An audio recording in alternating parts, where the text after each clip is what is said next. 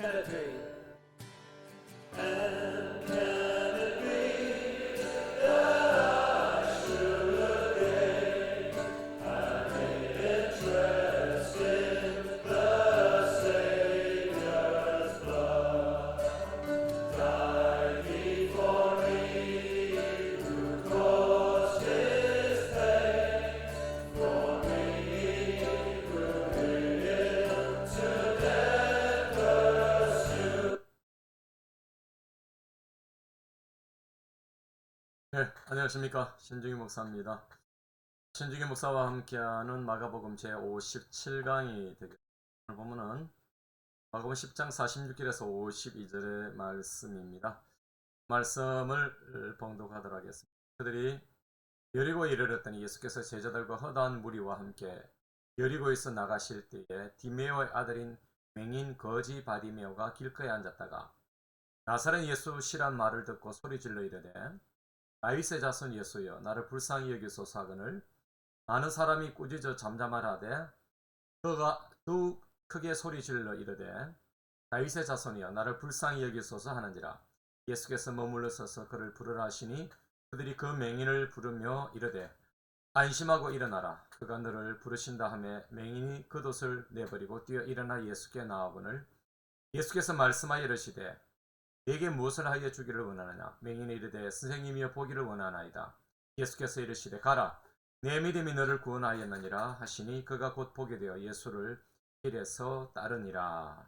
아멘. 우리가 잘 아는 바디메오가 눈이 떠는 그런 사건의 내용입니다.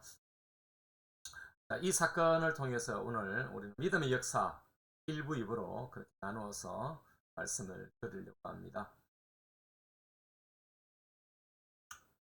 우리 자신들이 얼마나 약한가를 한번 생각할 필요가 있는데요. 최근에 여러분 우리가 자연재해, 여러분 또 장마철에 얼마나 또 자연의 힘 앞에서 인간이 얼마나 무력한지, 약한지를 경험하게 되어지는 그런 뉴스들을 하게 됩니다.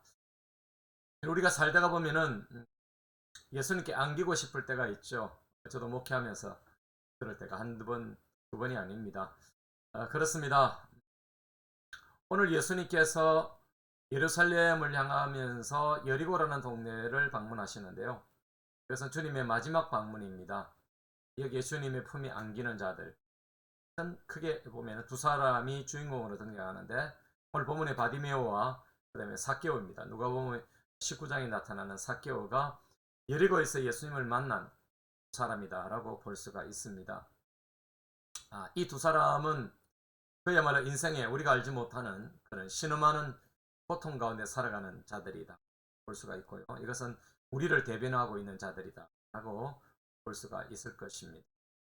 자, 오늘 본문을 먼저 1부, 2부를 나누면서 1부에 우리가 바라보게 될 것은 우리가 좀 본문의 구조 속에서 본문이 주는 그런 매력들을 발견하고자 합니다. 특별히 여러분 좀 넓게 역사를 거슬러 올라가면서 넓게 보는 통시적 그런 관점을 가지게 되겠고요. 그리고 본문 속에 우리가 또 집중해야 되는 그런 공시적 관점과 본문의 앞 뒤에서 등장하고 있는 사건의 스토리, 그 스토리의 맥을 잡는 면에서 통전적으로 성경을 읽을 필요가 있습니다. 오늘 이 본문에서 나타나는 구조 속에서 나타나는 매력, 저는 네 가지를 여러분들과 함께 말씀을 일부에 나누도록 하고 싶습니다.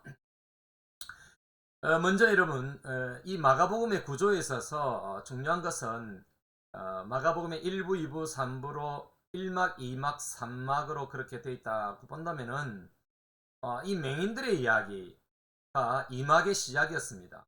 맹인을 고치는 이적, 우리가 앞에서 보았던 8장 22절, 여러분 그 이후에 변화산에서의 사건, 여러분 그리고 오늘 이 본문은 이어지는 산 밑으로 내려가면서 마가복음 10장 45절에 이르게 되어지는 이 내용들이죠. 마가복음 2막의 시작은 바로 맹인을 고치는 이적입니다. 두 번 안수를 하셨죠.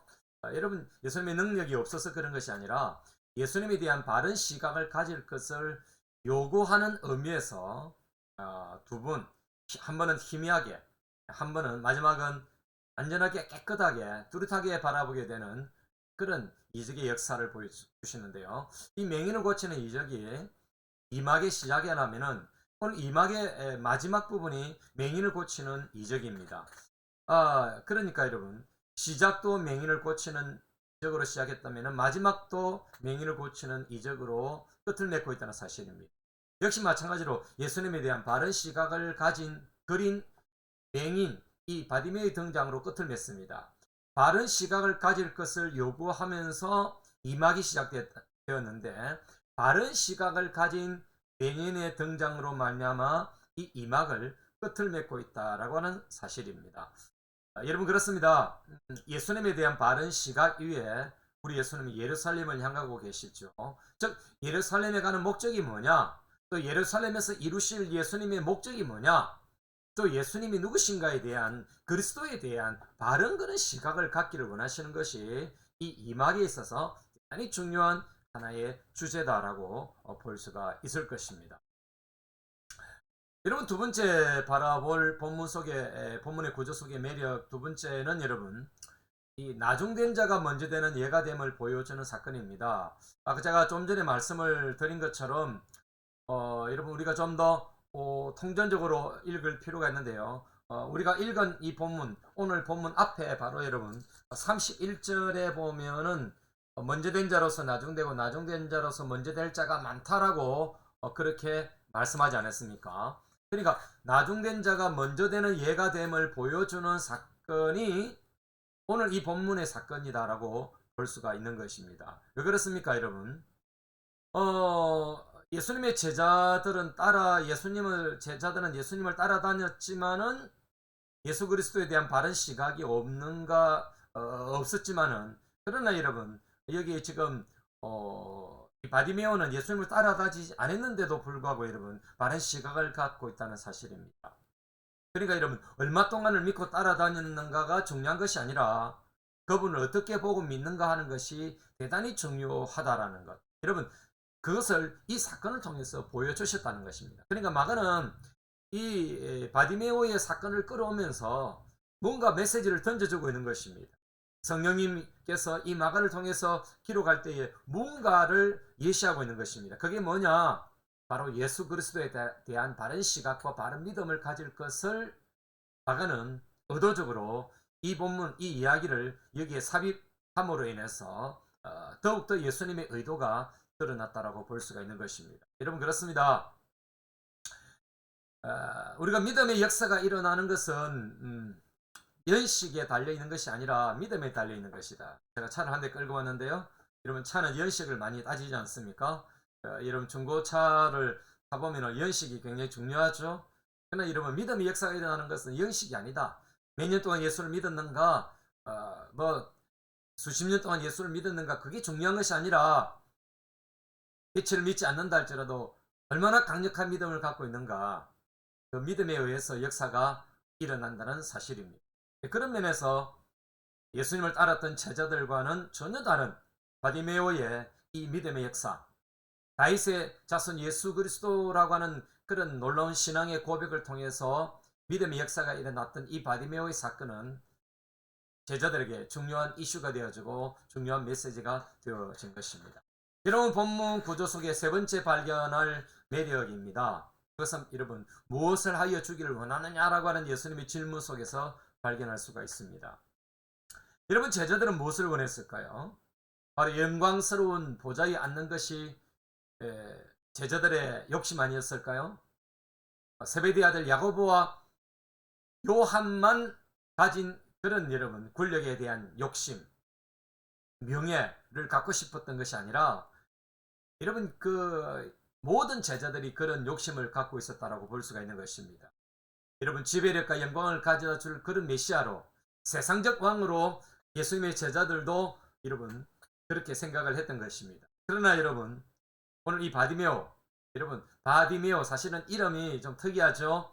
바는 여러분 아들이라는 그런 의미를 갖고 있습니다. 디메오의 아들 이런 뜻입니다. 그러니까 아버지의 이름을 갖고 살아가는 아버지의 이름의 그 아들이란 이름을 갖고 있는 그런 아들입니다. 이름 바디메오.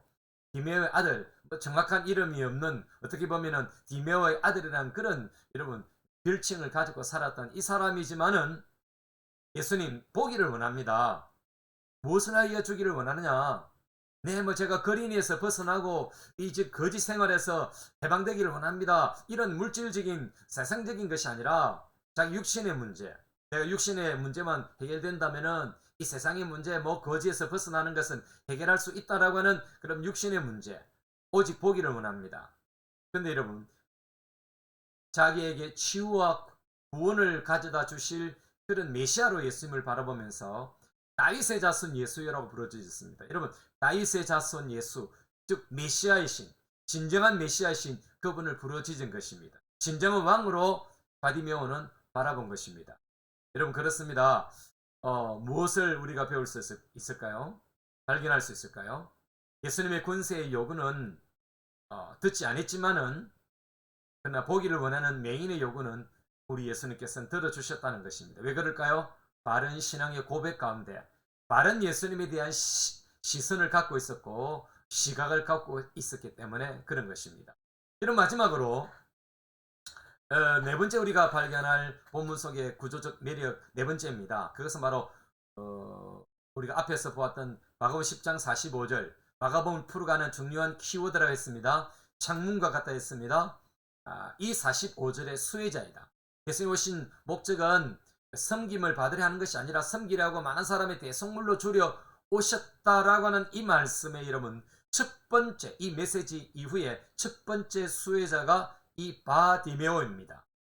그러니까 여러분 섬기려 하고 대속물로 주려 오시는데 바로 여러분 이 바디메오의 눈을 치유함으로 인해서 뿐만 아니라 그 영혼을 치유하는 이 영혼의 구원을 받는 이런 사건이 바로 이 첫 번째 수혜를 입은 이 바디메오라고 하는 것입니다. 그리고 예수님을 따랐다. 예수님을 쫓아갔다라고 말씀하고 있죠. 여러분 그렇습니다. 섬김과 대속물로의 예수님의 그런 첫 번째 수혜자가 이 바디메오라고 하는 사실을 우리는 이 본문 속에서 발견할 수 있는 하나의 매력이다라고 볼 수가 있는 것입니다. 여러분 중요한 이슈가 뭘까요? 여러분 그것은 은혜로 주어지는 이 10장 45절이 맹인 이 거지 바디메오에게 적용되었다는 것은 여러분 은혜는 즉 구원은 믿음으로 받게 되어진다라고 하는 신학적 개념을 우리는 배울 수가 있는 것입니다. 우리가 구원받는 것 여러분 그것은 믿음으로 구원을 받게 되어지는 것.